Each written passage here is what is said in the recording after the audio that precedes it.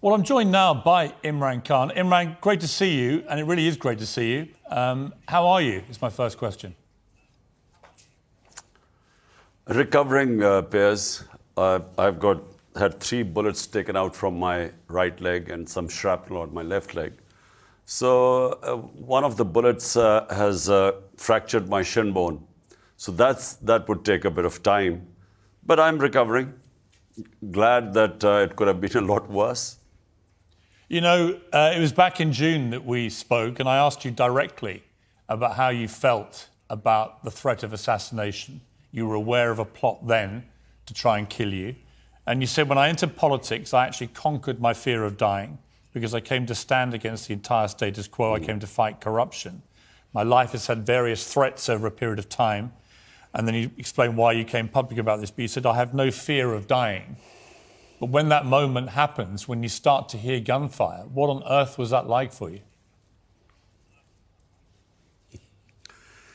Do you know, first it sounded like firecrackers. And then, you know, my right leg buckled under me because it was hit by these bullets. And initially it felt like a burning sensation. And as I was falling, there were 2 shooters. One was on the left side, and he would have got me on the top body, but he was only 20 feet away. So this very brave person in the crowd went after him and went for the gun. So the gun went down, this pistol, which was on automatic. And when it went down, it hit my leg. So when I fell, there was another shooter in front, and when he fired, the bullets went over me. So as I was falling, these bullets were going over me. Only you, Imran, could be slightly smiling as you tell this story. I mean, to me, this sounds utterly horrifying. This is 2 people trying to kill you. It was a plot. Look, Piers, I told you when I spoke to you in June that there was this plot. Why did they want to kill me? Because when the whole conspiracy to change my government and this regime change, they expected that the party would just wither away or it'll take years for it to recover. In fact, what happened was that unprecedented public reaction. And you had millions of people coming on the streets the next day to protest against the regime change. So I think from then onwards, what they expected was that my popularity or my party would go down. In fact, it went up. That's when my life came in danger. So there was a first plot. 4 people decided to bump me off. I found out. Because remember, I was head of the intelligence agencies for 3.5 years when I was the Prime Minister. So I named those people in a video and announced that if anything happens to me, these 4 people would be exposed. They're powerful people. And then because of that, it protected me. But then the party became even stronger. 75% of all by-elections were swept by my party against all the parties put together. So 11 parties on 1 ticket and my party on, and we got 75% of the election. So that's when the second plot came in. Now this plot was to have me bumped off by a religious fanatic. And it would be that I had committed blasphemy. So this plot started in September. And I found out, again, how I find out is from within the intelligence agencies. Because people are appalled by what is going on here. So I found out.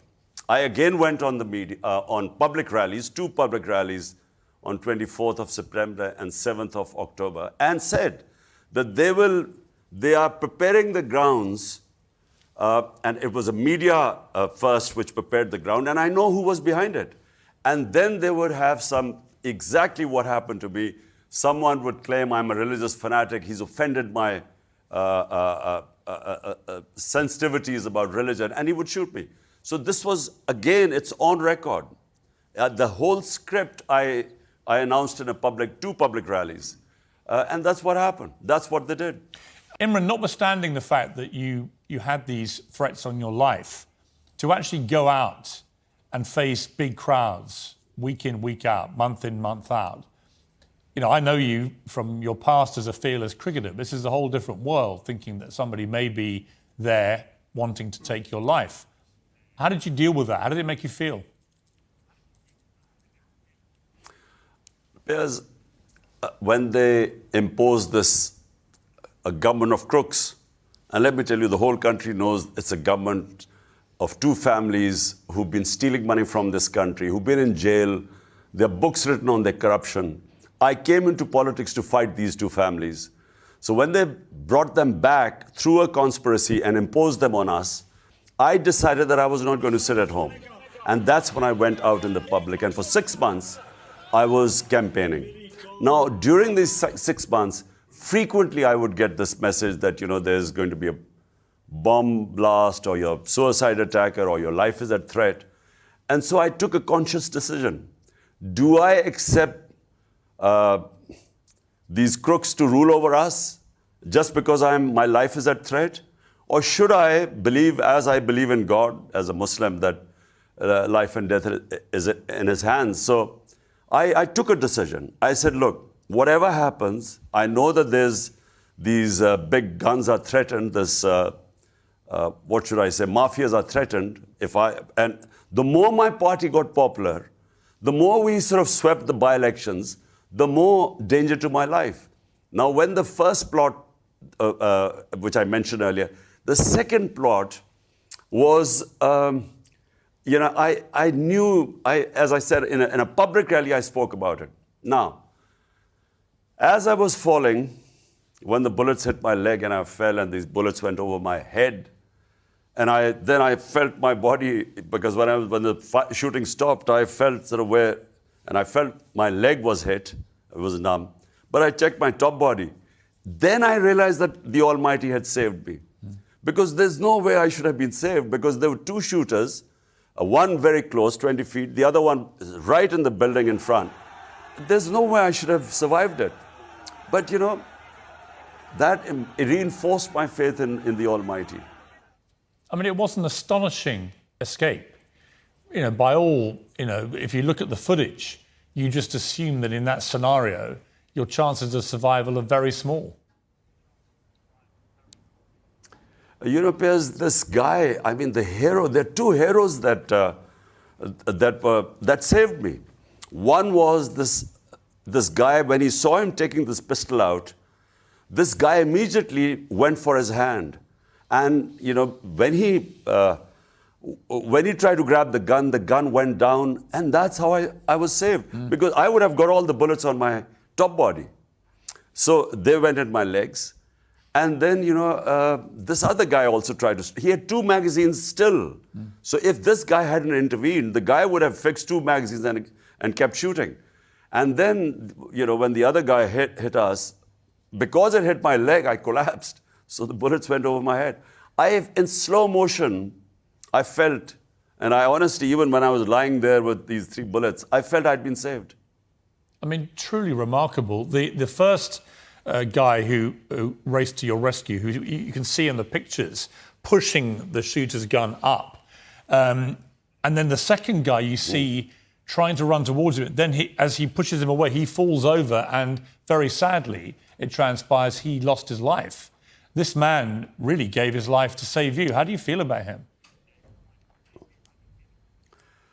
Piers, I met this guy. No, he's alive. The one who saved me by grabbing the gun and tried to grab the shooter, he's alive. Yes, I mean the second one that you see. Him and, you know, I meant the second man who second one. Yeah. The second.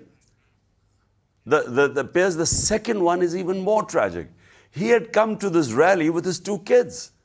And so he, with 2 kids there, he went for the gunman who shot him in the face. Now, that was really tragic. I mean, that really touched not just me, the whole of the country. Because there was this picture of him lying dead and his kids sitting either side trying to wake him up. You know, it was, I think that was probably the most awful sight I've seen. So I called his family, met his kids, and we have decided to take care of them for the rest of their lives. Yeah, I mean, I think that's a very honourable thing to do. Remarkable courage they showed. You also, Imran, you have kids back here in the UK, and your ex-wife Jemima was on Twitter saying how relieved that they all were to see that you'd survived this. But, you know, in those moments, you must also, you're a father. You know, what were your thoughts once you knew you'd survived about your sons? Did you want to speak to them quickly? Because obviously they would hear about it perhaps before you could even talk to them. I did. Well, you know, I was driven from there. Almost took me 2 hours to get to the hospital which I built. You know, which is the best for me, the best hospital in Pakistan, because 3 times I've been treated there, and I'm quite scared of needles and stuff like that. So I went to the hospital, 2 hours drive. The moment I got there, then I spoke to my sons. And of course, I spoke to my wife, both of them. My wife actually was remarkable. You know, you know, the fact that I was saved, she was quite relieved. But my boys were sort of quite worried, and I hope to see them soon. What did you say to them, if you don't mind me asking? You know, my oldest son always used to worry, because when I entered politics, and you know, what I said in your last program, that, you know, I came to fight for rule of law. A problem with Pakistan and most of the developing world is that there are mafias that are above law. And so there are 2 laws, one for the people and one, these people can commit any crime and are above law. So I came, Movement for Justice is my party's name, meant bringing these people under the law. So when you are tackling mafias, you always expect your life to be in danger. And that was 26 years ago. I always thought that, you know, sometimes my life would be a danger, but I took the decision that it's better to, you know, fight for justice for someone who's been privileged in my country. People have given me more love and respect than probably any other Pakistani. So I always felt it was my duty. People like us could lead an easy life, but I always thought that people like us have a responsibility to the society. So hence my boys knew about it. My older son especially, he used to always worry about it. Whenever I used to take on some mafia and my life would be threatened, he would worry about it. I mean, are they keen for you now to stay out of the public eye? I've got 3 sons in their 20s. I would imagine if something similar happened to me, the first thing they would want is an assurance from their father that I wouldn't be putting myself over the parapet. I know you, and I know how committed you are to this. I'm sure you want to continue. But is that on your mind, your sons, and how they feel? My sons, when they were younger, I'm talking about my older son was very sensitive. So when they were about 8, 9 years old, my older son, that's when he used to worry a lot, you know, and he always wanted me out of politics. But, you know, I feel that, you know, we human beings have a responsibility to our society. And this is the spiritual way of life. There are 2 ways. One is material yourself, the other is the spiritual. And some 30 years ago, when I went on the spiritual path, that's the only reason I came into politics, because I realized I had a responsibility being so privileged in this country. So therefore, you have to have faith. And faith is in God. And the one verse in the Quran that it's when the Almighty decides, it's not 1 minute before or 1 minute after. That's your time. So when I was lying on that, you know, with these bullets, I knew I'd been saved. So it's so easy, you know, and PIERS, I sat in a cancer hospital. I built this hospital for 5 years. My office was there. I saw healthy people coming and going in 6 months, or some being saved. So life and death, I feel, you know, we worry too much that we have control over it. We don't. It's in Almighty's hands. What is going to be your response, Imran? Are you just going to continue putting yourself out there, going back on protest marches, continuing to fight your cause? Will nothing change? Well, no. The moment my leg heals, I'm going to be out again. But, you know, people are so worried. In my country, right now, I've never had this feeling before, because they know that the guys who missed this time will try again. Public in Pakistan knows this. because these are powerful people. And they also are worried that whenever there are elections, my party is going to sweep the elections. All opinion polls, surveys, all these by-elections, they reflect that my party now is the most popular party in Pakistan. So because of this threat and worried if I win, they are going to try again. We all know it. So I've doubled my security at my house. I mean, you are a remarkably phlegmatic character, Imran. And again, I go back to when I watched you play cricket and you faced the fastest bowlers probably the world has ever seen. And you did it with swashbuckling panache and audacity and courage. But it's one thing facing fast bowlers in a cricket match, quite another going back out after people have tried to shoot you dead and know that they may try again. Where are you getting this strength of character from? PIERS, faith. I have, I never really had faith in my life till much later, at the end of my cricketing career. And it's very clear there are two ways of spending your life. One is, where you're conscious, the spiritual life, which is that there is a purpose to existence, and how much the Almighty gives you, the more responsibility He puts on you. So that's one way. And the other is living for yourself, which is very easy. I mean, even from after cricket, I never had to work after that. I could easily live a very comfortable life. So it was a conscious decision some 30 years ago that this is it. I must try and change my society. And the one sentence, rule of law. It's what makes a difference between a civilized society and a banana republic. And so one thing that is keeping us back is we don't have justice here. And PIERS, for your information, here me, the ex-Prime Minister, the head of the biggest party in Pakistan, my government is in control in the biggest province in Punjab where this attempt took place.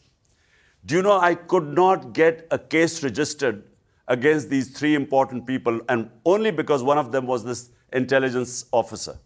I couldn't do it because they are so powerful that the police would not register my case. So just imagine what a common man goes through this in this country. When he comes against the powerful, you're helpless. And this is what I've been, my struggle for 26 years. And will go on till I'm alive. Do you have any doubt, Imran, that this plot was conceived and executed by the current government? I have absolutely no doubt. I know the three people who did it. One is this intelligence officer, Major General Faisal. Because remember, I repeat again, for 3.5 years when I was the Prime Minister, the intelligence agencies worked under me. I know how they work. So I know how this whole plan, the sequence of events, how they planned it. How will you be able to prove it? The moment there's an investigation, the sequence of events, how they first came out with this tape which accused me of blasphemy, that was made by these intelligence agencies. Then they handed over to reporters who were attached to them. How do I know? Because when I was in government, I know how they worked. And then it went to the ruling party. Then information minister then went on TV. Then state-run TV ran a campaign. How it insulted the sentiments of religious people. And it's all nonsense. It was all to eventually justify that some religious fanatic had shot me. So I know the sequence of events. The two, Prime Minister and the Interior Minister, in broad daylight, they had 12 people massacred, 60 bullet wounds in a protest which was called the Model Town Massacre. Who can you trust, Imran? You're very passionate about who you think ordered this and executed it. But who do you trust in Pakistan to properly, impartially investigate this? Well, let me tell you that in the institution of the army, people are extremely upset what has happened. So it's not as if the whole institution is involved. I believe that this intelligence officer, I know there are two accomplices. And remember, the intelligence services are under the Prime Minister. So there's the Prime Minister and the Interior Minister. So The only hope I have is that if the Chief Justice of Pakistan, if he asserts himself, if he now has this inquiry conducted through the Supreme Court, gets the people involved of repute. Already there's a case. There was the best investigative journalist in Pakistan, Arshad Sharif. He was he was talking about this regime change, and he was always backing my point of view. He was the #1 journalist. He was hounded out of Pakistan. The same intelligence officers were involved. He was threatened. He left Pakistan for Dubai. He went to Kenya. He was assassinated in Kenya. So I know who's behind it. And I know that it's not the institution of army that is behind this. And I know that these two killers, the Prime Minister and the Interior Minister, they have a track record of extrajudicial killing. And as for the shooters, one of them we know was arrested. The second one that you claim was shooting has not been arrested. What do you think happened to that second shooter? I think the second shooter is at large. It's not just me. I mean, these bullets, because this shooter was on our left, the bullets that were going over my head and others, and in fact, there were eyewitnesses who saw him firing from a building. So we have no idea. And the police hasn't registered a case against the other one. They've only blamed this. So because this shooter fits in with the narrative that it was a religious fanatic. By the way, he's not a religious fanatic, because the social media guys went to his home and discovered this guy didn't even pray. But he was a very professional shooter. He shot with this automatic.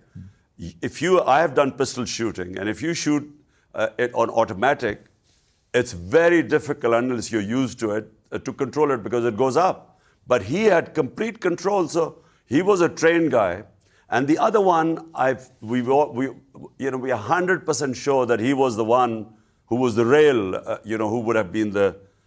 If he missed me, he would have got me. There have been a lot of incidents recently of attempts, and some were successful, to kill politicians around the world. We've had 2 members of Parliament murdered in the UK in the last 6 years. We just saw the House Speaker in America, Nancy Pelosi's husband, hammered by a maniac and lucky to have escaped. There is a kind of rising tide of violence against politicians. What do you make of that? And what can we do around the world to try and stop this?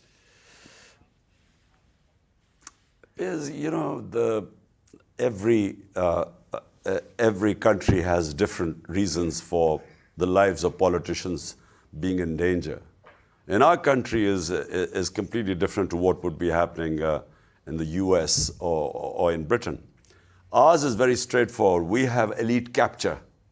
There's a capture by a tiny elite of our resources in this country. And they just do not, they're threatened by someone like me, who came in as an outsider and suddenly now has the biggest party in Pakistan, a political party, which is certain to win the elections. So that's where my threat comes from. And the problem is, the people who are ranged up against me are extremely threatened. And as I said, I think they'll try again. One of the other major issues right now is free speech. We've got Elon Musk has bought Twitter and is determined, as he says, to bring back free speech. We've also seen in August the author Salman Rushdie attacked on stage and nearly murdered, suffered horrific injuries. Obviously, that is a controversial subject in Pakistan, Salman Rushdie and his book Satanic Verses. What is your reaction to what happened to Salman Rushdie? I've already given my reaction, PIERS. As you quite rightly have pointed out, it is especially in our country, it's extremely controversial. I mean, is it so controversial you don't want to say anything? I have enough issues right now to deal with rather than, have other issues on my head. I mean, I hear you and I understand it, but there were a lot of people who obviously would have felt that free speech should mean free speech, that what happened to Salman Rushdie was a consequence of a fatwa being put on him and somebody then executing that fatwa. Piers, look, you know, I've commented on that issue, and there was a big backlash because people don't understand this. And I'm talking about where I'm sitting right now. So where you are from, I understand your point of view, but where I am, you know, it is just going to cause, as it did before when I commented on it. So let me just pass on this. I mean, just as a final observation, you mean that it would put your life in even more danger should you continue to comment on it? Look, I have enough challenges already. I understand. Let me ask you about the US midterm elections, which have just taken place. Unusually, and well, I think surprisingly, the Democrats and Joe Biden didn't get the heavy losses that they were anticipating and that everybody else was anticipating. What does that tell you about the state of American politics? What is your view now of the Biden administration? I know that you blamed them for what happened to you earlier this year. Do you hope to have a better relationship with them going forward? Look, Piers, you know, who would not want to have good relationship with the United States? It's a superpower. And from Pakistan's point of view, we export our highest exports are to the US. And the most powerful and the richest Pakistani expatriate community are the Pakistani American in the US. So, you know, it's unthinkable that you would not want to have good relationship with the US. There's only one issue I have. You know, Pakistan and US relationship has been like a transactional master-slave relationship. When Pakistan is needed, you know, we serve a purpose and then, and we degrade ourselves. By the way, I don't blame the US that much. I think we allow ourselves to be used like a tissue paper. And it's humiliating as a Pakistani that, you know, we got independence the same time as India. India has, you know, a very dignified relationship with the US. You know, every country wants to protect its interests. India stands for its interests. But what Pakistan has done is we've been like slaves. We've been used, like, for instance, the war on terror. Pakistan had nothing to do with 9/11. We were, the head of our state claimed that they were forced into this war by the US because the US would bomb us into Stone Age.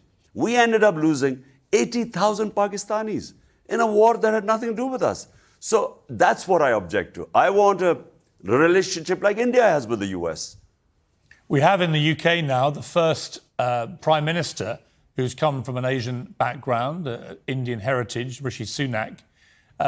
You spent a lot of time in the UK. Were you surprised by that? Were you pleasantly surprised that we've finally gone for a non-white Prime Minister? I am surprised because, you know, what I had, you know, and I remember I went there as an 18-year-old, and then there were these skinheads around, and they would beat up anyone Asian. They would beat them up and call them Pakis. So I saw that, you know, the beginning, and racism was very obvious at that time. As a cricketer, as a young cricketer, I used to feel racism in county cricket. But when I became faster and a fast bowler, then, of course, if there was racism, it was behind my back. It wasn't on the cricket field. But in the beginning, there would be racist comments right on your face. But I saw the change take place. But I must confess, I never thought that a day would come and Britain would be ready for an Indian origin Prime Minister. And I think it's very positive. You know, he's a massive cricket fan. He goes and has nets at the Oval. I said, are you a defensive batsman? He went, absolutely not. Front foot. Very much in the Imran Khan category of batsman by the sound of it. Are you comforted that we have a leader in this country who's a cricket fan? I always think they're on a different level of human being, superior. Look, it's Britain. I mean, whoever becomes the Prime Minister right now, you know, he has to have the ability to take pressure because it's going through, I feel, probably one of the, I mean, ever since I've been in touch with Britain. 70s, there were these coal miner strikes and so on strikes. But since then, I think this is probably the toughest time the country is going through. So it's not going to be easy. He needs to be, it'll be a baptism of fire for Rishi Sunak. Yeah. Do you know, have you met him? No, I've never met him. Would you like to? Yes, one day. Yes, I would. I want to end on a positive note, Imran. It's been a riveting interview, as always, with you, but particularly given what happened to you. The T20 World Cup, literally moments before I sat down for this interview, Pakistan had a fantastic win over New Zealand and have roared into the T20 final, where they may end up playing England. A repeat of 92 World Cup, because we beat New Zealand in the semi-finals and then we played England in the final. Yes, it's a country celebrating right now. It's as you say, it's not been easy, probably not even in England, but it's not been easy here. And this win has given all of us a great boost. So we are all looking forward to the final. And you've got this young superstar, Baba, who is absolutely thrilling to watch, who led the way today. You see, frankly, I haven't had much time to watch cricket. But when I was the Prime Minister, I did, because our cricket was at the time going through a bad time. So I watched him play. I've only watched him play twice, proper innings. And I immediately asked the head of a cricket board, you must make him the captain, because he is a genuine world class. I think he's an exceptional player. I haven't seen a player with such versatility, with such correct technique, such stroke play and temperament. I mean, he has all the qualities. I think he could go anywhere from here. But him as the captain makes a lot of sense, because you want your captain to be a world-class cricketer so that he commands respect. And I think our team looks good. I think we might just win the final. Well, let's not be too Inshallah. hasty here, Imran. I'm sorry. But our boys are coming for you. And just to remind you, we also recently won another World Cup. So we've got a bit of trophy in the cabinet. Yeah. Well, it'll be very interesting. We are all looking forward to watching it. Whether it's India, Pakistan or Pakistan, England, it's going to be a fantastic final. Imran, it's fantastic to see you. I started that way and I really mean it. When I first heard about what had happened, you always fear the absolute worst and my heart sunk, particularly given the conversation we'd had just a few months ago. So it's great to see you alive and well and recovering well. And I wish you all the very best. And thank you very much indeed for joining me. Thank you, Piers. It was a pleasure.